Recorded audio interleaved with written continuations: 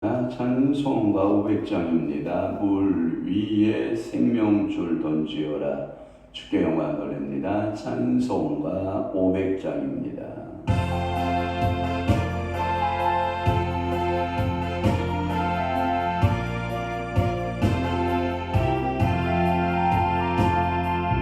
물 위에 생명줄 던지어라. 누가 저 영재를 구원하랴. 우리의 가까운 영재이니 이 생명줄 누가 던지어라. 생명줄 던져 물속에 빠져간다. 생명줄 던져 지금 못 던지오라. 너 빨리 생명줄 던지어라. 영재여도 지지 않아. 모아라 저 영재 빠져간다. 이 구조 섰다고 소속히 가라. 생명줄 던져 물속에 빠져간다. 생명줄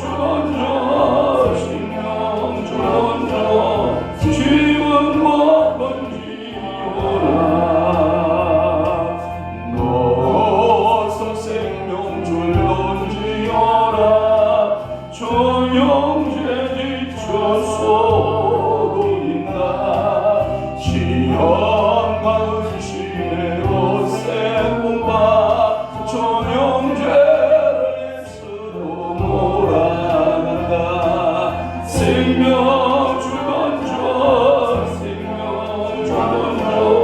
물속에 빠져간다. 생명줄 던져 지금 못 던지오라. 위험한 풍파가 소진하고 건너편 언덕에 이르니 영재여 지지 않아. 생명줄 던져서 구원하라. 생명줄 던져 물속에 빠져간다. 생명줄 던져 지금 못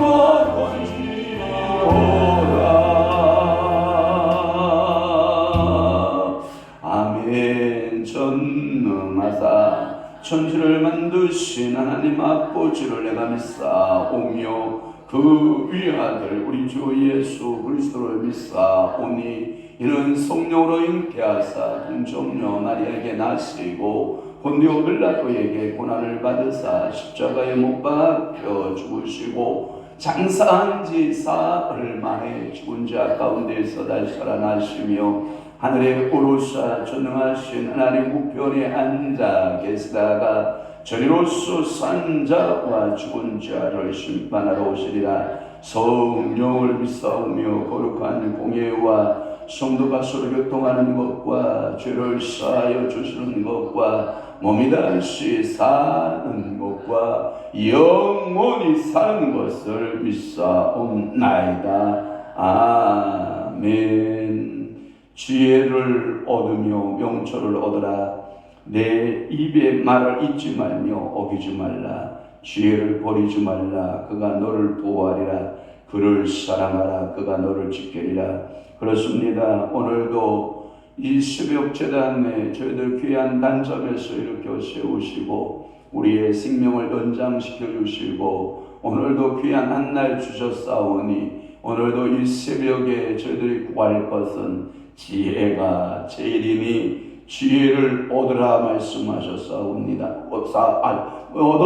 명철을 얻으라고 말씀하셨사오니 오늘도 그 지혜의 말을 내 입에서 잊지 말며 어기지 말고 지혜를 버리지 말고 그를 높이며 그를 사랑하며 그리하면 그가 지혜가 너를 보호하게 되고 너를 지켜주신다라고 말씀하고 있사오니 오늘도 지혜를 구하는 자 되게 하소서. 저희들이 이 땅에 살아가면서 생각에서도 지혜롭게 하시고 말에도 지혜로우며 행동에도 지혜로우며 우리가 하나님하고의 대신관계에 있어서도 지혜롭고 또한 사람과의 관계에서도 지혜로운 자 또한 물질과의 관계나 환경의 어떠한 관계 속에서도 참으로 하나님 아버지 앞에 지혜로운 자의 삶으로 하나님께 영광 돌리는 믿음의 선한 청지기들이 되도록 우리 아버지 축복하여 주옵소서. 오늘도 주의 전에 나올 때 여러 가지 기도의 제목들을 가지고 나왔습니다. 개인적인 기도가 있고 교회의 교회 기도가 있고 세우신 종들을 향한 선교사들을 향한 기도가 있고 나라와 민족을 향한 기도가 있으며 믿지 않는 영혼들을 가슴에 품고 기도하는 기도의 제목들이 있고 자녀들에 대한 간절한 소원들의 기도가 있사오니 하나도 땅에 떨어짐 없이 주님께서 받으시고 연락하여 주옵소서. 오늘도 이렇게 화요일 하나님 이제 오늘 화요일 성경 공부 모임도 있사오니 모여지는 모든 성도들을 모든 주의 종들을 주님이 복되게 하시고 오늘도 이 새벽에 우리 사랑하는 김진봉 목사님 함께 예배에 동참케 하시고 오늘도 특별 찬양으로 우리 주님께 영광 돌릴 터인데 주님 하늘 보고 여시고 그 찬양 받으시고 그 찬양이 고백처럼 하나님 복양의 사역이 아름답게 하시고 육신의 모든 불편함이 예수의 이름으로 치료되게 하시고 주의 보혈 먹고 마시고 뿌림으로 그 주의 부여를 덮음으로 온전해지는 귀한 우리 목사님 되도록 성령님 사로잡아 주옵소서. 예수 그리스도의 이름으로 축복하며 기도하옵나이다. 아멘.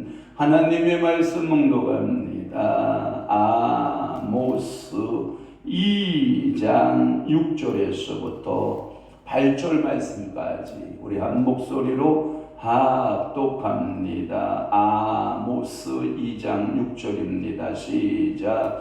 여호와께서 이와 같이 말씀하시되 이스라엘의 서너 가지 죄로 말미암아 내가 그거를 돌이키지 않냐이니 이는 그들이 은을 받고 의인을 팔며 신한 결례를 받고 가난한 자를 팔며 힘없는 자의 머리를 뒷골 먼지 속에 발로 밟고 연약한 자의 길을 굽게 하며 아버지와 아들이 한 젊은 여인에게 다녀서 내 거룩한 이름을 더럽히며 모든 제단 옆에서 전당 잡은 옷 위에 누우며 그들의 신전에서 벌금으로 얻은 포도주를 마십니다. 아멘. 우리 사랑하는 김진모 목사님 나오셔서 특별 찬송 있겠습니다. 특별 찬송은 79장 주 하나님 지으신 모든 세계 이 찬양으로 주께 영광 돌릴 때 큰 은혜의 시간 되시기를 주님의 이름으로 축복합니다. 나오시겠습니다. 영상을 잘 맞춰주시기를 바랍니다. 자, 전주 들어갑니다. 스타트합니다.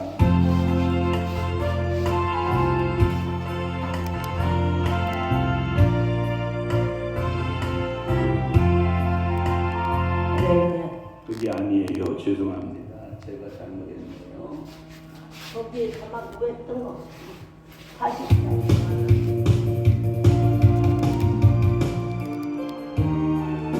감사합니다.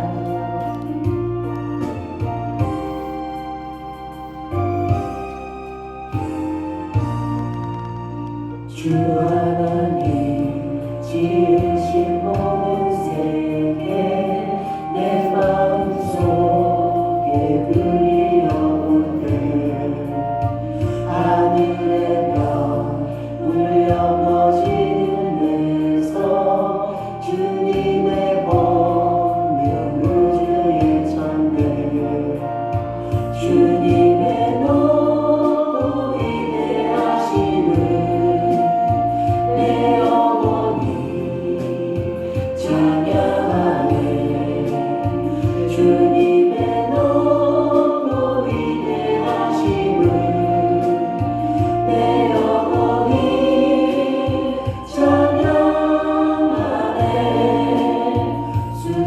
여기나 험한 산고장에서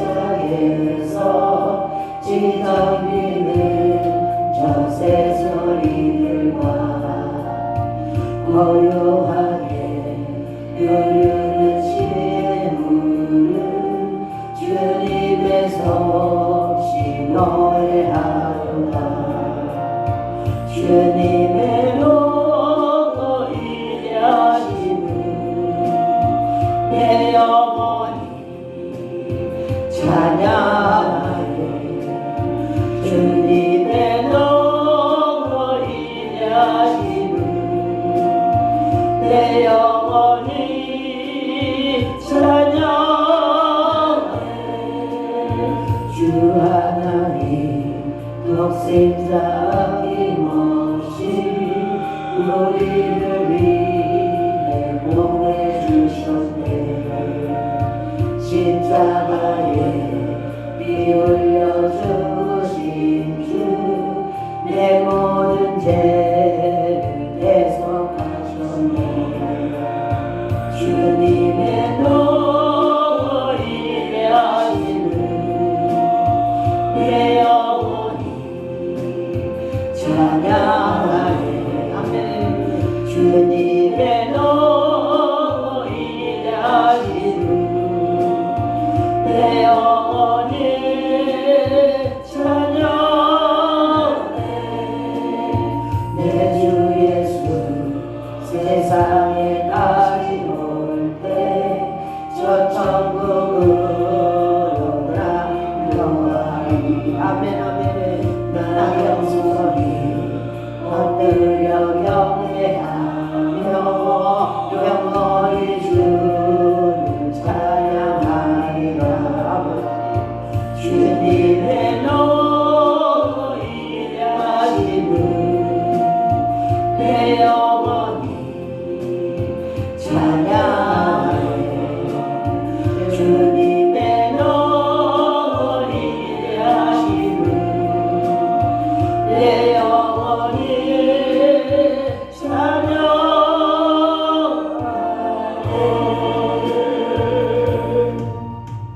할렐루야. 감사합니다. 감사합니다. 오늘은 아모스 2장 6절에서 8절 말씀을 중심으로 해서 이스라엘의 죄라고 하는 말씀을 통해서 큰 은혜를 받고자 하는 것입니다. 이제 아모스는 이스라엘을 향하여 그 심판의 말씀을 선포하고 계십니다. 이스라엘의 인접한 열방들의 심판을 차례대로 선언하고 있었고, 그리고 유다의 심판까지 언급한 후 이제는 본론으로 들어가고 있는 모습을 볼 수가 있고, 그래서 이스라엘의 심판을 집중적으로 논하고자 하는 것입니다. 여기에 이스라엘의 죄에 대한 모습으로 6절에서부터 8절 말씀하고 있고, 9절에서부터 12절의 말씀까지는 그들에게 내리시는 여호와의 은혜, 죄 중에라도 하나님의 은혜가 있다 없다 있다라고 하는 것입니다. 돌이키면 하나님께서 용서하시고 자비를 베푸시지만 끝까지 고집을 부리고 죄 가운데 살게 되면 하나님은 심판할 수밖에 없는 그런 모습을 보게 되는 것이죠. 그래서 그들에게 내리시는 은혜적 모습이 9절에서부터 12절 말씀까지 나타나 있고, 그래도 그들은 돌이키지 않습니다. 하나님 아버지 앞에 돌아오지 않습니다. 그러므로 13절에서부터 16절 내용은 뭐냐? 그들에게 내릴 심판인 것입니다. 하나님은 오늘도 우리의 자유의지를 엄청나게 중요하게 보십니다. 내가 기도하기로 마음먹으면 그 기도한 곳에 한량없는 성령의 기름 부음을 부어줍니다. 칼빈주의는 이렇게 말합니다. 그래서 기도의 기름 부음이 먼저 임하여야 기도할 수 있다라고 말합니다. 아닙니다. 하나님은 모든 인생들에게 기도할 수 있는 은혜를 부어주고 계십니다. 그런데 중요한 결정적인 것은 뭐냐면 우리가 그 하나님의 뜻에 순종하느냐, 내 자유의지를 하나님께 드리느냐, 거기에 따른 것입니다. 그런데 우리가 자유의지로 하나님 앞에 기도하는 마음을 갖지 아니하고, 그리고 게으름 피우고 그리고 하나님 앞에 기도하지 않으면 절대로 기도할 수 없는 것입니다. 그렇기 때문에 하나님은 모든 것에 우리에게 은혜를 주신 것입니다. 신앙생활도 마찬가지고 믿음의 생활도 마찬가지고 우리가 하나님 일을 할 때 하나님은 우리들에게 선은혜로 주신 것은 사실이에요. 칼빈주의가 틀린 게 아니에요. 그런데 그 칼빈주의를 해석하는 우리 자신의 신앙이 잘못되었다라고 하는 것을 우리는 기억해야 될 것입니다. 오늘 본문에 6절에서부터 8절 말씀 이스라엘을 지혜해서 주로 사회적 정의적인 그 표준에서 죄를 말하고 있을 때 제가 늘 이렇게 말했죠. 구원의 씨앗은 칭의적 구원을 말하고 있고 또 하나 열매적인 구원으로 가야 되면 그것은 뭐냐? 기독교 윤리적인 그 변화의 역사인데 그것을 성화적 구원이다. 기독교적 윤리적 구원관이다. 이렇게 여러분들에게 제가 널리 설명했습니다.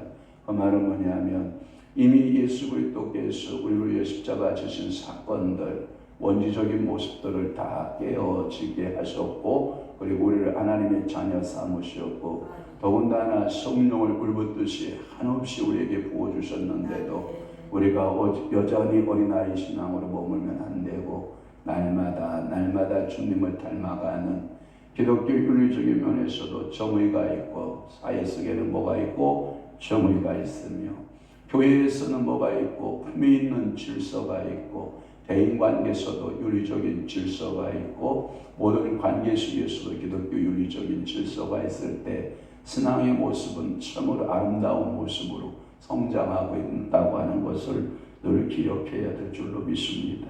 오늘 본문의 6절의 말씀에 보면 이스라엘이라고 하는 말씀을 쓰고 있습니다.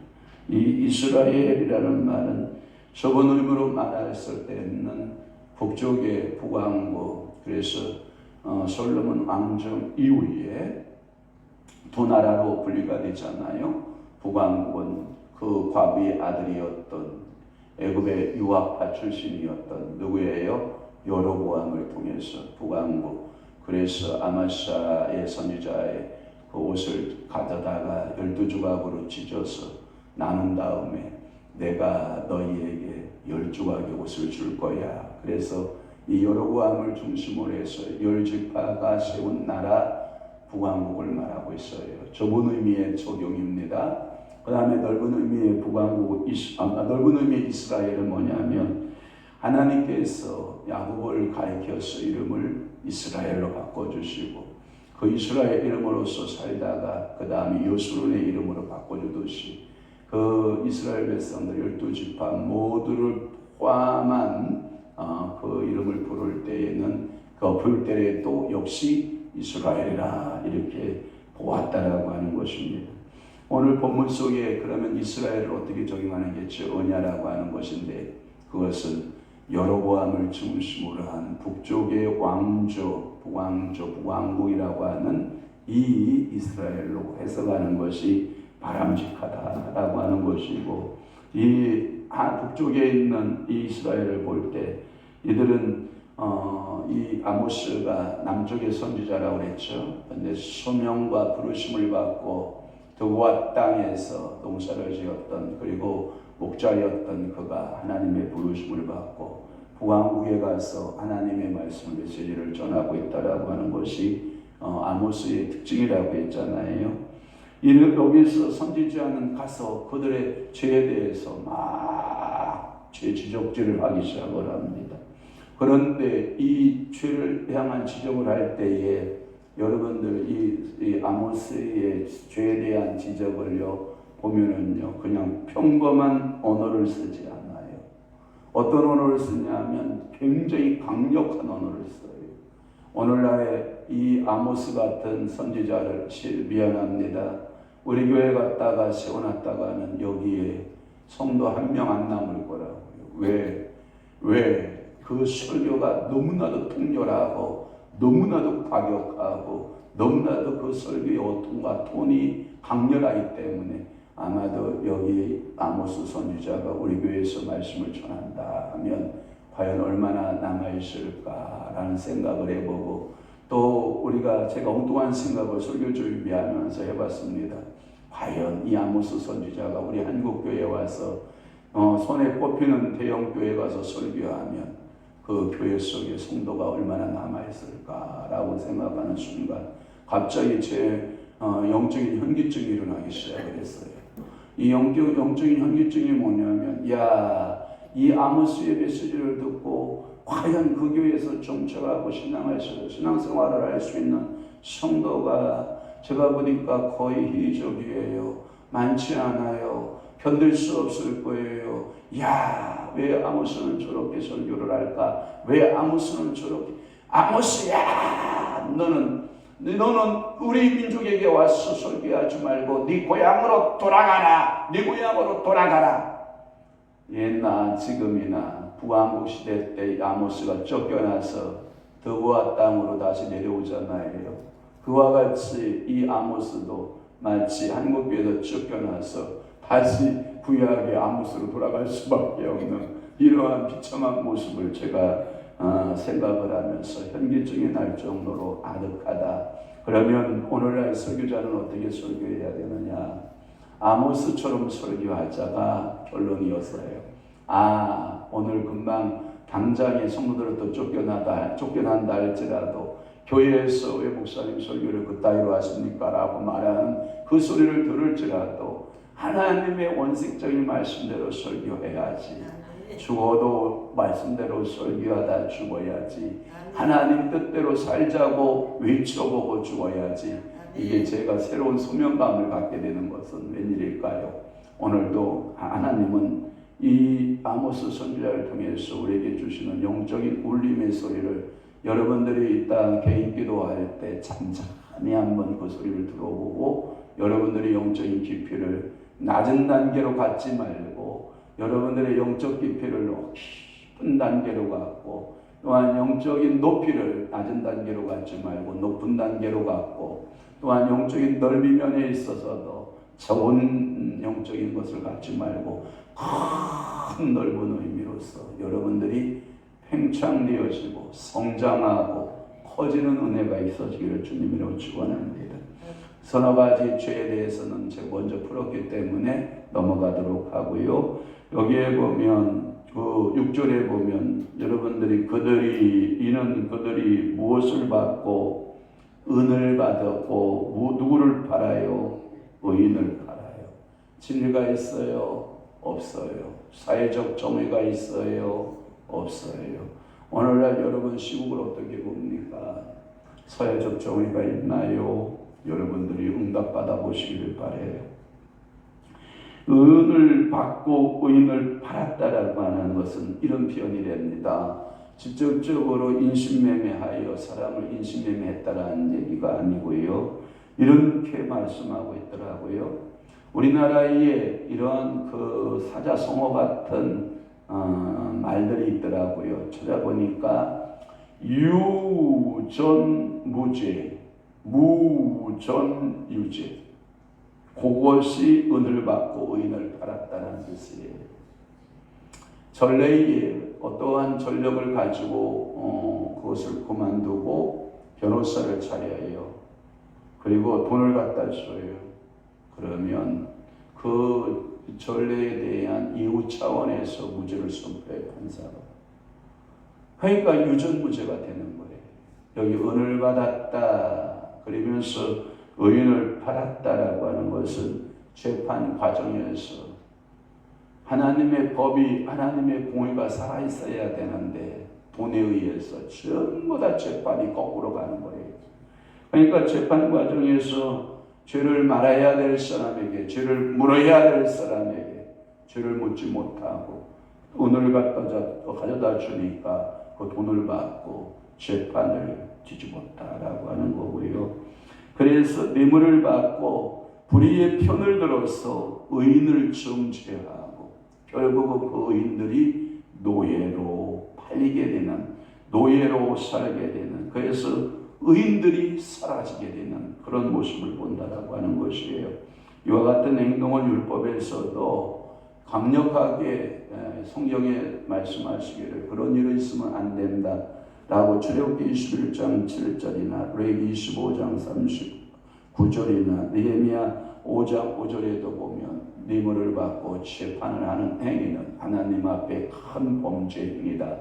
그러니까 오늘도 여러분들이 돈을 받고 사람의 얼굴을 봐주는 이러한 재판 행위를 하면 된다, 안 된다? 안 된다라고 하는 것이고, 이러므로 그 사회적 정의가 무너졌고, 그리고 그 대표적인 이스라엘, 북이스라엘의 죄가 이 은을 받고 재판을 굽게 한 것이다 라는 것이고요.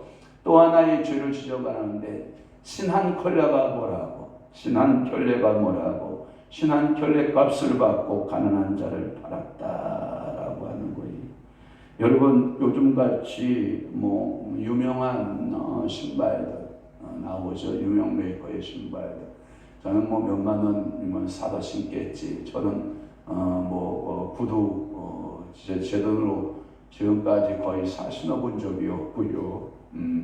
그냥 주시는 상품권 주시면 백화점 가서 바꾸어서 신는데, 그렇게 비싼 것은 제가 신어본 적이 없는 것 같고, 운동화도 뭐 메이커, 여러분들 소위 말하는 그 메이커를 저는 신어본 적이 거의 없는 것 같고, 그냥 시장표 또는 트럭운전사들이 파는 뭐 그런 정도의 신발, 10만 원대 이상의 신발이 저는 없을 것 같은데, 그저 몇만 원대에 또는 그러한 제가 강아지 밥 주러 올라다닐 때 우리 박인수 집사님 제가 모시러 갔더니 박인수 집사님이 두시럭두시럭 뭐를 꺼내더니 저한테 하나를 툭 내밀어요.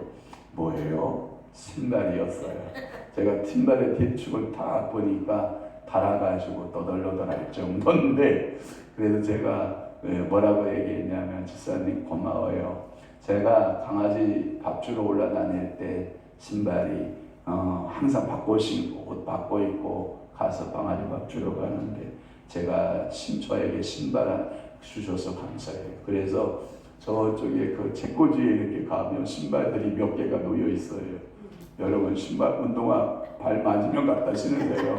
그런데 놀랍게도 뭐 270 넘고 막 280, 290짜리 막 이런 거니까 쟤도 발이 안 맞아요. 저는 겨우 265밖에 안 되는데, 그래서 제가 주시는 거니까 아이고 집사님 됐어요 라고 말할 수는 없고, 주워다가 열심히 폐지 줍다가 주우면 그래도 우리 목사님 갖다 줘야지 하고 갖다 주시는 그 사람 때문에 제가 고마워요, 감사해요 하고 챙겨놓다 보니까 한 켤레, 두 켤레, 세 켤레 새기더니 책꽂이에 어느덧 신발이 많이 놓여 있더라고요. 그런 모습을 보면 참 여러분, 신한켤레 물론 중요하죠. 그런데 신한켤레 가지고 가난한 자를 억압하고 팔아서 되겠습니까? 그건 있을 수 없는 일입니다. 이 말씀은 뭐냐면 사회적 부패를 말하고 있는데, 이스라엘의 사회가 얼마나 크게 달하면, 그 부패성이 크게 달았으면 한 켤레 정도의 값을 받고도 사람을 노예로 팔아 넘겼다라고 하는 것이고요. 하기는 때로는 신이 대단히 값진 것으로 취급되었다라고 하는 지금이나 예나 그런 지적도 있긴 합니다만은, 그러나 신한켤레 값은 평범한 사람들이 신는 한 켤레 값에 사람의 생명이 오갔다라고 하는 것은 비극이라는 것이지요. 아가서 7장에 보면 귀한 신이 나오기도 하고요. 신랑이 주는 신발, 그리고 사랑의 증표로서 주는 신발. 에스겔서 16장 10절에 보면 고가의 아름다운 신발도 말씀하고 있긴 하지만, 그러나 보편적 신한켤레 값에 한 사람의 노예로 팔려지는 이러한 사회 속에 살아갈 수 있겠느냐라고 하면, 그것은 불법이 자행되고 있고 불의함이 그 사회에 전반적으로 흐르고 있다라고 하는 것을 우리는 알 수가 있습니다. 또 하나 7절에 보면 우리의 마음을 더 먹먹하게 하게 한 것이 뭐냐면, 힘없는 자의 머리를 티끌 먼지 속에서 발로 밟았다. 여러분, 7절에 힘없는 자의 머리를 여러분들 티끌 먼지 속에서 발로 밟았다. 여러분, 끔찍한 사건이지요. 여러분, 이 가난한 자들의 인권이 유린되면 돼요, 안 돼요? 안 돼요. 가난한 자의 인권을 하나님은 귀하게 보십니다. 이것은 뭐냐면 가난한 자의 머리를 티끌에 쳐박았다라는 표현도 되고요. 그러니까 너 가난하면 뭐냐면, 여러분, 그래서 기독교인들이 부자가 되어야 할 이유가 있고 사회의 리더가 되어야 할 이유가 있다면 하나님의 공의를 드러내기 위해서예요.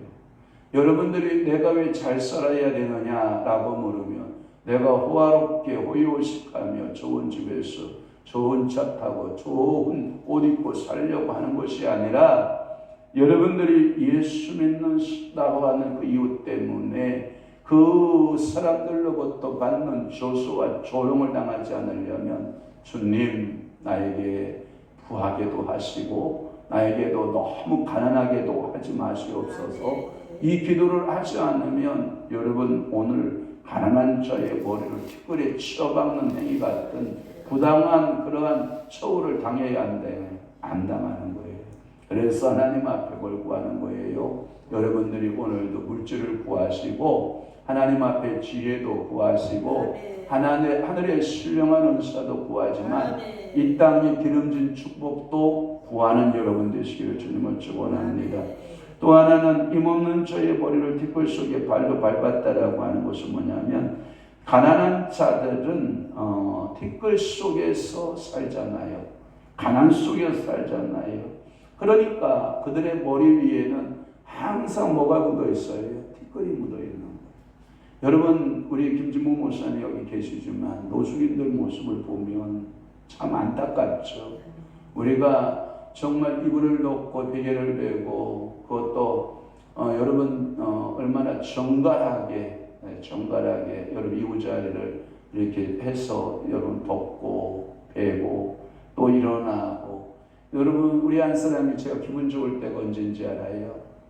베개 겉잎을 베개 이렇게 겉을 다 세탁을 해가지고요.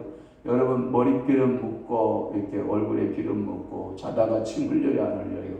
흘리고. 여러분, 이렇게 더러워진 베개 여러분들을 싹 새 것으로 싹 갈아서 톡톡 이게 두드려서 햇볕 냄새, 햇볕에도 냄새가 있더라니까요.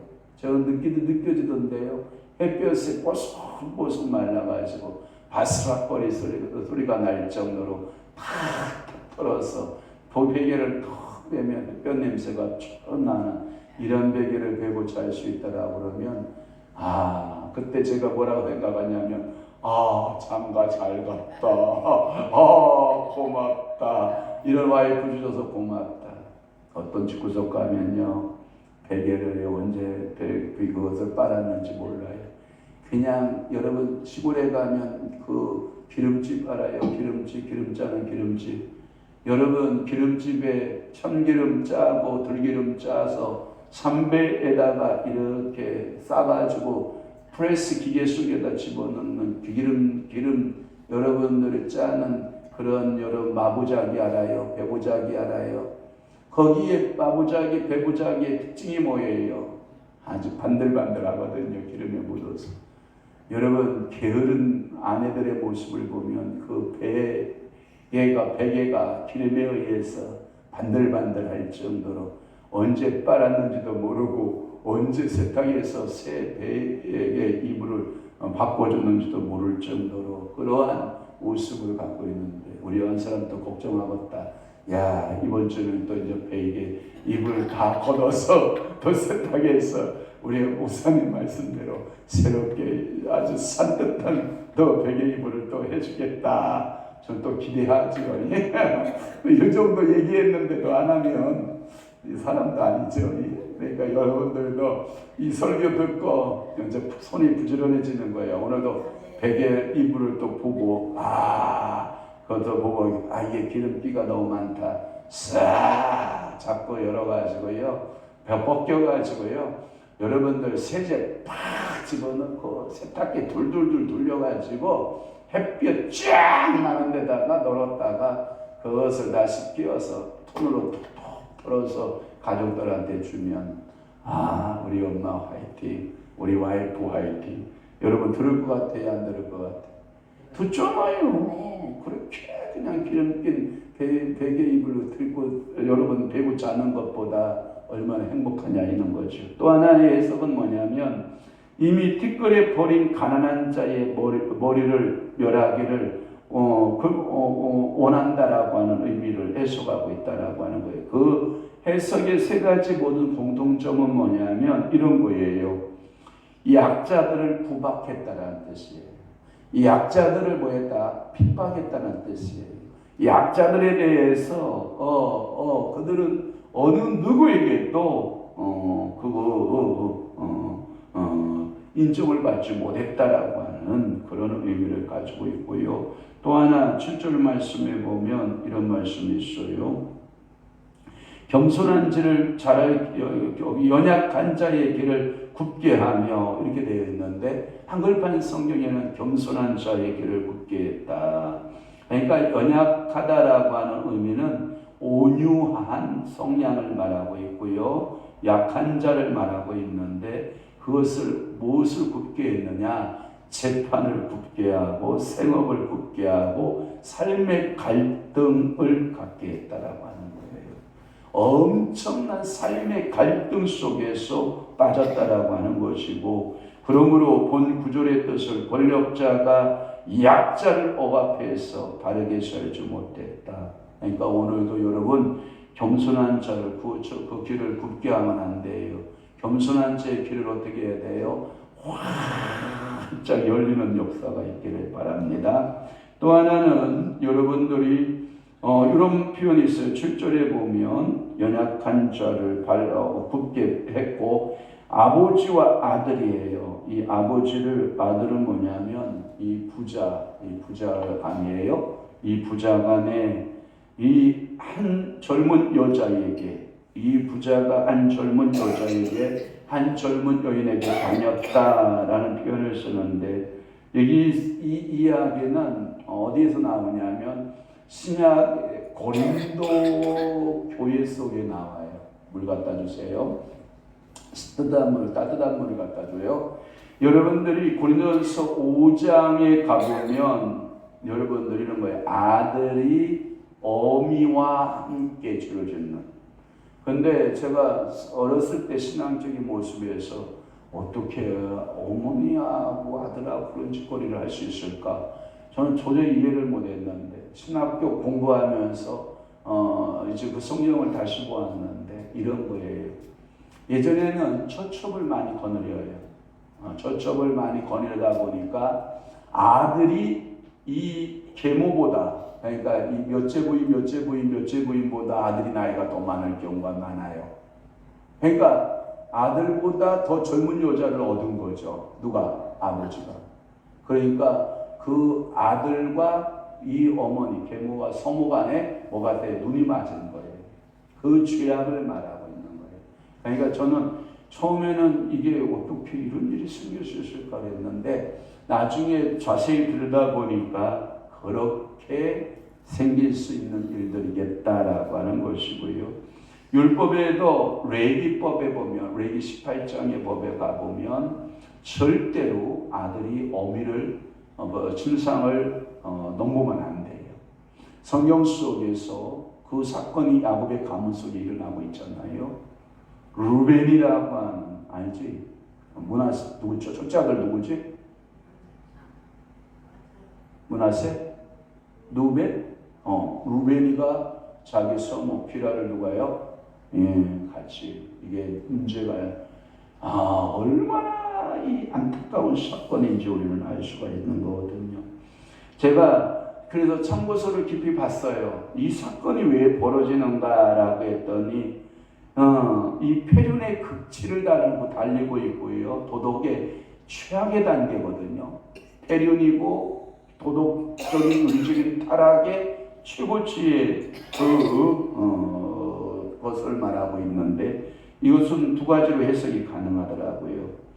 그냥 말 그대로 이 공창제도 같이 여자가 있어요. 네? 공창제도의 창녀집을 하니까 창녀가 있는데 그 창녀집을 누구도 가고 아버지도 가고 아들도 가고 이게 직구석이 되는 직구석이. 아들이 가면 아버지는 안 가야 되잖아. 아버지는 가도 아들은 안 가야 되잖아. 근데 이게 그랬다라고 하는 의미의 첫째 해석이 있고요. 두 번째 해석은 뭐냐면 신전에 가면 이방 신전에 가면 이 공창제도가 있는 거예요. 신전지기들이 있어요. 이 신전지기들이 있는데 이 신전에 창기가 있는데 그 신전지기 창녀와 함께 제사를 드리다가 아버지와 관계를 하고 또 누구도 관계하고 아들도 관계하고. 그러니까 이 신전 창기는 사람을 구별해요, 안 구별해요? 안 구별해요. 그냥 누구든지 다, 어느 누구든지 다. 그러니까 이 해석에서 첫 번째 해석보다는 신전의 공창제도를 말하는 거예요. 그러니까 몰렉신이나 금오소나 암몬신이나 이러한 이방 신들 가운데 그 여자들이 신전지기들이 있었을 때에 음란한 행위를 하죠. 그 중에 하나가 저는 성경식에 등장하는 것이 뭔지 알아요? 엘리 가문이죠. 엘리 가문의 아들들이 그 성전에서 뭐하는 자, 여인, 뭐하는 여인들, 여러분 공창제도 여인이 아니에요. 성전에 헌신하여 성전을 섬기는 여인들이에요. 하나님을 경외하고 하나님을 섬기는 여인들이에요. 그런데 엘리의 두 아들들이 그들을 겁탈해서 그 이야기가 아버지 기숙에 들려야 안 들려요? 들려요. 거기에 엘리가 따끔한 혼을 냈다라고 하는 어떠한 징계를 내렸다라고 하는 그 말이 있어요, 없어요? 전혀 없어요. 그러니까 하나님은 엘리의 가문들을 멸해야 될, 심판해야 될 이유가 분명한 거예요. 죄가, 도덕적인 죄가 반영한 거예요. 영적인 죄뿐만 아니라 이 도덕적인 죄에서도 그 가문을 하나님이 쓸어야 될 이유가 있었던 거죠. 그래서 엘리를 심판하고 두 아들을 심판하고 그리고 새로운 그 죄의 결과에 아이를 낳다가 며느리가 짓고 그 이름을 지어주면서 얼마나 하나님의 영광이 떠나갔다. 하나님의 영광이 떠나갔다. 이 가문에 하나님의 영광이 사라졌다 하고 한 맺힌 죽음을 죽어가는 그 며느리의 죽음의 모습을 우리가 목격하게 되는 거 아닙니까? 제가 보니까 이 공창제도 당시의 바알 신전이나 아스타로 신전에 가면 이러한 공창제도가 있어서 그 성전에서 들어오는 종교 의식 가운데 하나가 남녀의 성교의 행위를 통한 죄악이었다. 이것은 오세아서 4장의 14절에도 호세아도 그 광경을 목격하고 지적하고 있듯이 오늘 아모스도 그렇게 목격하고 지적하고 있는 것입니다. 이러한 악한 풍습들이 여호와의 백성인 이스라엘에게까지 그 종교적인 타락과 여호와의 거룩한 이름을 더럽히게 됐다라고 하는 것이고요. 또 하나는 것이 뭐냐면 8절 말씀에 보면 전당 잡은 옷 위에서 누웠다. 이 말은 뭐냐면 여러분 가난한 자의 옷을 여러분들이 전당 잡으면 해가 떨어지면 줘야 돼, 안 줘야 돼? 줘야 돼요. 왜? 밤마다 이불이 없어서 오도오도 떨면서 뭐예요? 전당 잡은 자를 하나님 앞에 참소하거든요. 하나님, 그 사람이요 제 옷을 잡았어요. 저는 추워서 이렇게 떨고 있어요. 근데 이게 뭐냐면 잔인성이에요. 잔인성. 그러니까 잔인함이에요. 앞에 여러분들이 이스라엘의 죄를 따져보면 그 모습들이요 얼마나 포악한가라 드러나 있어요. 사회적인 부패가요 한 사람 한 부분에만 있는 것이 아니라 아주 전반적인 부패 현상이에요. 종교면 종교, 정치면 정치, 경제면 경제, 어느 부분에 여러분 성한 것이 있다 없다? 없다. 이사야 말씀의 예언처럼 머리끝부터 발끝까지 다 터졌고 죄악으로 다 헐어버렸고 어디서부터 어떻게까지 고쳐야 될 줄을 모를 상황에 처해 있다. 오늘날 우리 어려움의 모습을 보잖아요. 청와대면 청와대, 헌법재판소는 헌법재판소, 국회면 국회, 선관위는 선관위. 어느 곳 하나 성한 곳이 없을 정도로 저는 감사하게도 그래도 여러분 제가 이런 말씀드려서 죄송하긴 한데 이건 계엄령이 아니라 계몽령이다. 깨어라고 하나님이 주신 기회인가 보다. 이 찬스인가 보다. 이때에 우리는 뭐예요? 깨어 있어야 되고 우리가 바른 역사관을 갖고 있어야 되고 하나님 앞에 기도할 때이고 하나님 아버지 앞에 정말로 부르짖어 우리가 바로 서고 타락한 윤리가 새로 세워지고 이 전반적인 백성들의 마음속에 나라를 새롭게 재건할 수 있는 찬스를 우리에게 주심에 감사. 아멘. 또 하나 벌금으로 얻은 포도주. 여러분 벌금으로 얻은 포도주는 뭐예요? 신전에서 벌금으로 얻은 포도주를 마셨다. 여러분들 이 말은 뭐냐면 세금을 매길 때 그냥 뺏어온 거예요. 억지로. 세금이라고 하는 명목으로 강탈해 간 거예요. 그러니까 그것을 여러분들 어디서 먹어요? 신전에서 먹어. 우리 어머니가요 어렸을 때 과거 이야기를 해요. 오빠가 둘 동생이 남동생이 하나 그리고 자매가 이제 큰 이모 둘째 이모 우리 어머니가 막내 딸로서는 막내거든요. 이제 일제강점기 때 교회가 문이 닫혀요. 신사참배를 거절하기 때문에 교회 문이 딱 닫혀요. 그러면 교회 문이 닫히면 큰 판자를 가지고 X자 해가지고 못을 다 박아놓는다고요.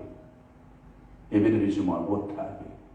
그때 우리 삼촌들이 어렸을 때잖아요. 어렸을 때 막 이제 초등학교 막 이렇게 지나가고 중학교 될 만한 요 시기 때에 놀이터가 어디였냐. 그 큰 문으로 못 들어오고 창문 하나를 이렇게 해가지고요. 쪽문 하나를 만들어가지고 교회 와서 보는 놀이터예요. 근데 우리 어머니 기억에 이런 말이에요. 옛날에는 배고파요, 안 배고파요? 배고프죠. 참외 서리 할까요, 안 할까요?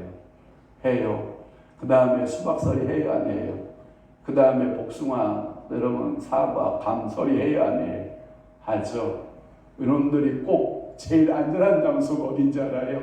요 강대상에 앉아서 강대상에 앉아서 서리하러 갔다가 참외 빠서 먹고 수박 빠서 먹고 사과 같은 거 먹고 남으면 어디다 넣는지 알아요? 강대상 서랍을 딱 열고 거기다 남은 것을 야 희태야 너 참외 먹고 싶냐? 그러면 예. 그러면 강대상 가서 문 열어봐라. 그러면 밤새도록 오빠들이 먹고 놀고 나머지 그 과일이 거기에 빼곡히 있는 거라. 그래서 어렸을 때 우리 어머니가 12살 때에 아버님이 돌아가시잖아요. 그러니까 그 시기 얼마나 배고프고 얼마나 사랑이 고플 때예요. 그러면서 강대상 문이 자기의 간식 창고였다. 강대상만 열면 다 거기에서 모든 먹거리가 다 나오는 거예요. 왜? 극성 맞은 오빠들이 이 집 가서 털어다가 저 집 가서 털어다가 서리에서 털어다가 어디다 갖다 놓고 성전 강대상 위에 앉아서 먹고 놀고 그리고 거기다가 모아놓고 가면 거기서 우리 어머니는 그것을 먹으면서 자랐다라고 하는 이야기를 해주는데 그것은 하나의 추억이 될 수 있는 거고요. 그러나 오늘 본문 속에서 그들이 신전에서 벌금으로 낸 그 포도주를 마셨다라고 하는 것은 향락을 위한 것이겠어요. 그저 여러분 기분풀이 그냥 어린아이들이 소꿉장난과 같이 그런 이야기겠어요. 전혀 그런 이야기 아니라는 거예요. 한 영혼의 생명을 빼앗아서 미안해요. 춘향전에 그런 이야기 나오죠. 이 술 한 잔은 백성의 뭐다? 피다라고 하는 정도로 여러분 이러한 이 신전에서 우상 숭배를 했다는 뜻이 그 말의 의미는 뭐냐면 백성들의 생명을 차서 신전을 지키는 거예요. 그게 뭐예요? 베델 신전, 사마리아 신전, 단 신전. 거기서 뭐예요? 부어라 마셔라. 포도주를 마시고 취해 있는 제사장들의 모습. 이들이 참 제사장이에요? 누구나 자원하면 자자장이 되는 시대, 하나님의 공의의 법이 사라진 시대. 오늘날 한국교회는 또 그렇지 않을까 또 걱정이 되긴 하는데, 하나님 앞에 기도할 따름이죠. 하나님, 이들이 우상 숭배의 그 신조를 말한다라고 하는 거예요. 거기서 여러분들 포도주 먹으면 안 됩니다. 아멘. 오늘도 여러분 내 마음 심령 속에 나는 하나님의 성전이잖아요. 세상의 포도주에 취했으면 된다 안 된다? 안 된다. 정신 바짝 차리고 여러분 세상의 포도주 먹지 말고 세상의 것 여러분 취하지 말고 오직 성령 충만을 받아 말씀대로 살아내는 여러분 되시기를 주님으로 축원합니다. 기도하겠습니다. 좋으신 아버지 하나님, 오늘도 아모스 2장 6절에서 8절 말씀 이스라엘 죄상에 대하여 살펴볼 수 있게 하시니 감사합니다. 오늘도 이 말씀을 보면 사회적 총체적 타락이었음을 우리는 알 수 있습니다. 정치나 종교나 모든 면에서 한결같은 타락의 모습을 봅니다. 사람의 타락은 곧 그 국가를 타락시키는 것이고, 그 한 사람이 바로 세워지는 것은 한 가정이 세워지고 교회가 세워지고 바른 국가가 세워지는 줄로 믿사오니 오늘도 이 말씀 가슴에 새겨보며 하나님 앞에 통회하고 잡아가고 회개할 것 회개할 줄 아는 믿음의 성도들 되도록 은혜 베풀어 주옵소서. 이제는 우리 주 예수 그리스도의 은혜와 하나님 아버지의 극진하신 사랑하심과 성령님의 감화교통 내 주위로 역사 충만하시니 이스라엘 죄상을 보고 나를 바라보기를 원하고 하나님 말씀대로 살아내기로 각오하고 결심하는 사랑하는 귀한 성도들 심령 위에와 교회 위에 이제로부터 영원토록 함께 있을지어다. 아멘.